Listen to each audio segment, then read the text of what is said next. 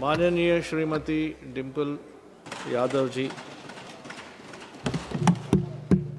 Thank you, Speaker, sir, for giving me an opportunity to speak in the Public Examination Prevention of Unfair Means Amendment.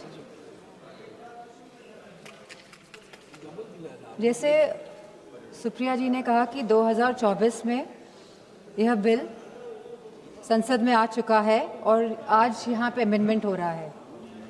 2024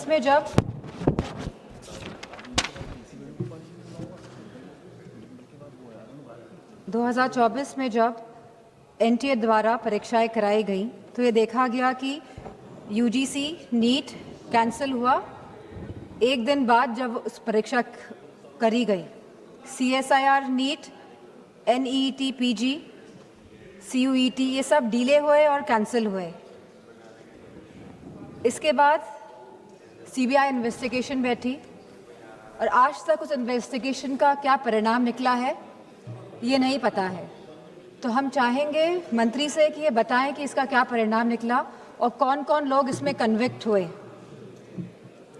government appointed an expert panel, made 101 recommendation, and the Centre assured the court on 2nd January 2025 it would implement all of them. इसके बावजूद भी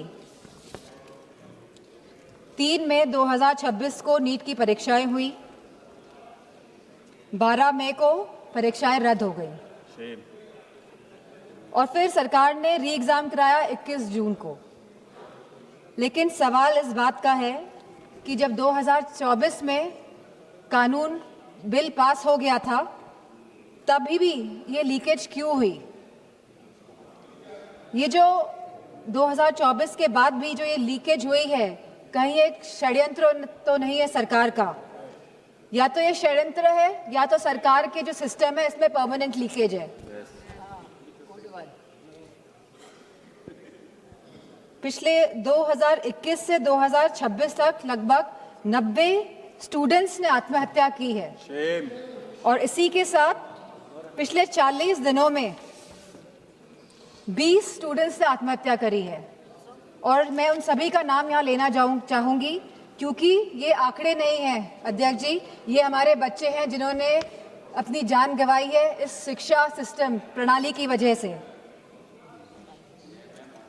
इनका नाम है चंचल भारती जी, जो ये अब हमारे बीच में नहीं रहे हैं बच्चे, ऋतिक मिश्रा जी, प्रदीप कुमार जी, आकांक्षा चतुर्वेदी जी, शेख सना जी, S Gopika ji, C Vidyanand ji, Simran, are Roshni, Sushil Dhange, Siddharth Hegde, Anu कीरथना, Bhagyashree, Anishka Pandey, Umesh Mali, Renu Meena, Riya Kumari Thapa, Shivani Yadav, Reema Begum, Maithili Ashok Sonawane.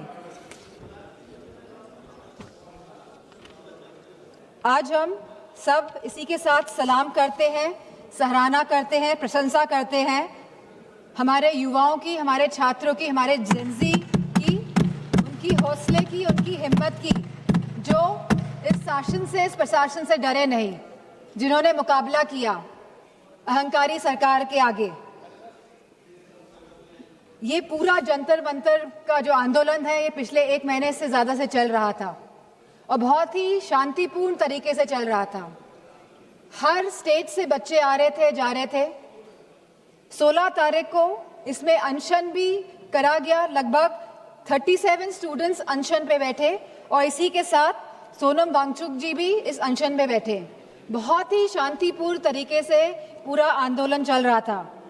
Samajwadi party को पूरा समर्थन था इस आंदोलन का और मैं कहना चाहूँगी कि हमारे सभी युवा समाजवादी पार्टी के सांसद इस आंदोलन में गए, शरीक होने गए और ये कोई पॉलिटिक्स करने नहीं गए थे। जितने भी हमारे युवा सांसद और जितने भी सांसद और एमएलए गए थे, क्योंकि हम साथ खड़े होना चाहते थे इस देश के युवा के लिए, उनके हक के लिए, उनके अधिकार के लिए। इसीलिए हम सब जंतर मंतर पहुंचे। 18 जून को मैं भी जंतर मंतर गई, वहाँ पे सोनम वांगचुक जी से मिली जो आंदोलन में बैठे थे, जो बिना कुछ खाए पिए जहां उनको 16 दिन हो गए थे, अनशन पे बैठे हुए थे सभी बच्चे और सोनम वांगचुक जी। लेकिन 18 जुलाई को सरकार ने क्या किया? सवाल इस बात का है, जो लोग अहिंसा के साथ बैठे हुए थे, जो लोग गांधी जी के विचारों के साथ सत्य और अहिंसा की लड़ाई लड़ रहे थे, उनको आप लोगों ने सफेद कफन पहनाने का काम किया। 18 तारीख को आप लोगों ने उनको कफन पहनाने का काम किया और गांधी जी के विचारों को आप लोगों ने कहीं ना कहीं कफन पहनाने का काम किया।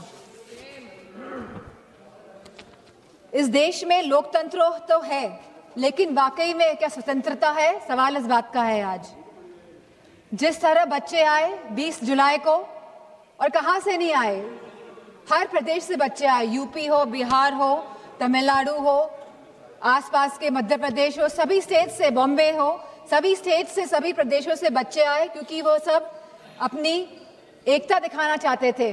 क्योंकि ये लगातार पेपर जो लीक हो रहे हैं, लगातार जिस तरह का दौर चल रहा है आज, और लगातार जिस तरह सरकार आंखें मूंद के बैठी हुई है और जो सुन नहीं रही है, वो अपनी बात रखने आए थे सरकार से, वो अपनी भावनाओं को सरकार के सामने रखने आए थे। वो चाहते थे कि जो एजुकेशन मिनिस्टर है उनका रेजिग्नेशन हो, और तो कोई बात नहीं थी।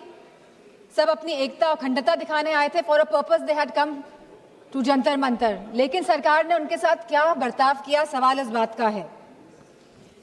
क्योंकि हम लोग भी उस आंदोलन में शामिल हुए। और क्यों शामिल हुए हम लोग? क्योंकि ये बच्चे आंदोलन में बैठे थे, क्योंकि हमारे देश के बच्चे आंदोलन में बैठे थे। हो सकता है हमारे बच्चे नहीं बैठे हों, हम किसी के भी, लेकिन बच्चे तो देश के थे, हमारे बच्चे थे। इसी भावना के साथ हम इस आंदोलन में गए कि हमको साथ देना है, नहीं तो हम अपना मुंह कैसे दिखाएंगे? हमारी अंतरात्मा क्या जवाब देगी? और ये आत्मा की जवाब जो हम दूसरों को नहीं देना चाहते थे, हम खुद को हमको जवाब देना था। इसीलिए हम सब गए। लेकिन जो बर्बरता देखी गई सड़कों पे, उसका बयान नहीं किया जा सकता है।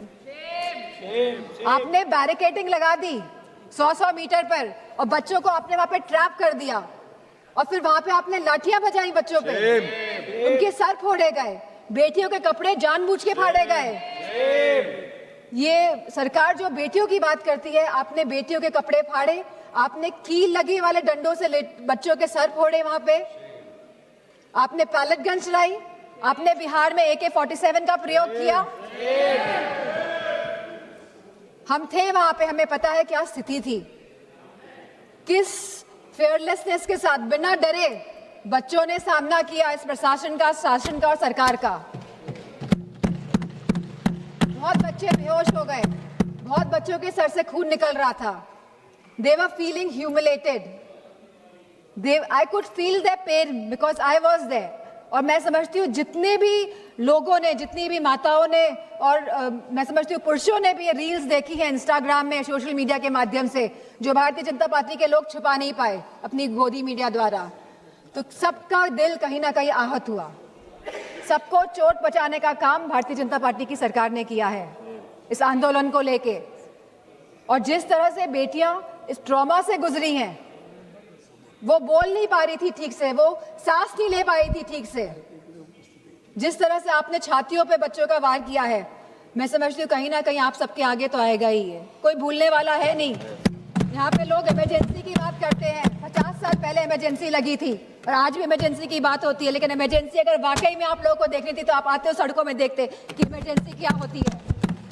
जहाँ बच्चे खून पसीना बहा रहे थे सड़कों पे, वहां पे आप सब लोग बहुत ही महफूज तरीके से बैठे हुए थे संसद के अंदर।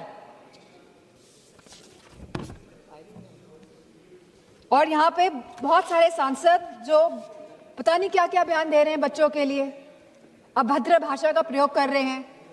और साथ में एक सांसद तो आए थे, कह रहे थे कि बहुत ही अराजक तत्व थे। क्या आप हमारे बच्चों को अब अराजक तत्व कहेंगे?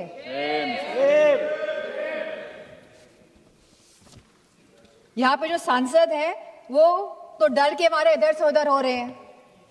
सरकार को डिलिमिटेशन बिल पास कराना है तो दबाव बनाया जा रहा है सब पे कि आप इधर हो जाइए, आप उधर हो जाइए, लेकिन आप लोग बच्चों पे कोई दबाव नहीं बना पाए। और हमें बहुत फक्र है इस बात का कि हमारे बच्चे झुके नहीं आपके आगे, इस सरकार के आगे नतमस्तक नहीं हुए। आप लोग तो अमेरिका वालों के सामने नतमस्तक होके आ गए। लेकिन हमें फक्र है कि हमारे बच्चे लड़े और इस लड़ाई को जीते। और मुझे खुशी इस बात की है कि समाजवादी पार्टी पूरी तरह से यूथ के साथ, छात्रों के साथ खड़ी रही और आगे भी हमेशा खड़ी दिखाई देगी।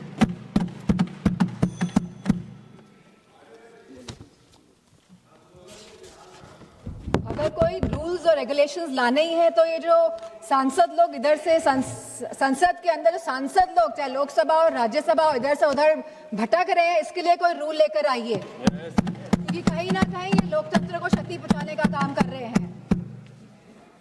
और आज जिन बच्चों का खून बहा है, जो बच्चे आहत हुए हैं, जिन बच्चों के साथ बहुत ही गंदा व्यवहार किया गया है सरकार द्वारा, चाहे वो बीजेपी के सभी सांसद हो, चाहे उनके अलायंस पार्टनर हो, सारे लोग ये जिम्मेदार हैं।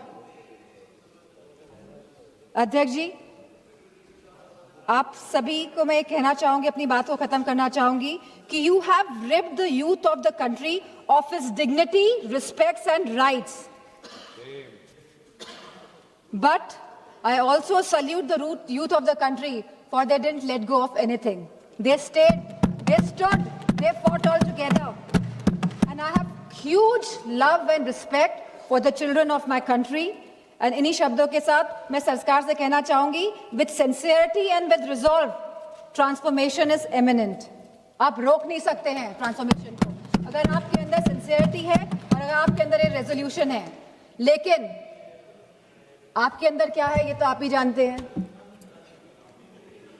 मैं चाहूंगी कि होम मिनिस्टर आके जवाब दे, जो हमारे बच्चों के साथ बर्बरता की गई। आज आप भारत को डेमोक्रेटिक कंट्री कहते हैं, लेकिन जिस तरह आपने मारा, पीटा और आज भी आप चिन्हित करने का काम कर रहे हैं, तो मैं चाहूंगी कि होम मिनिस्टर आए और इस बात का जवाब दे कि आखिरकार दिल्ली की सड़कों में इतने बड़े आंदोलन में, जहां सभी बच्चे थे, निहत्थे थे, अहिंसा के भाव के साथ आए थे, बिना किसी अस्त्र और शस्त्र के, आप लोगों ने इतना हिंसा का प्रयोग क्यों किया? इसी के साथ मैं अपनी बात को समाप्त करती हूं। माननीय श्री अरुण भारती जी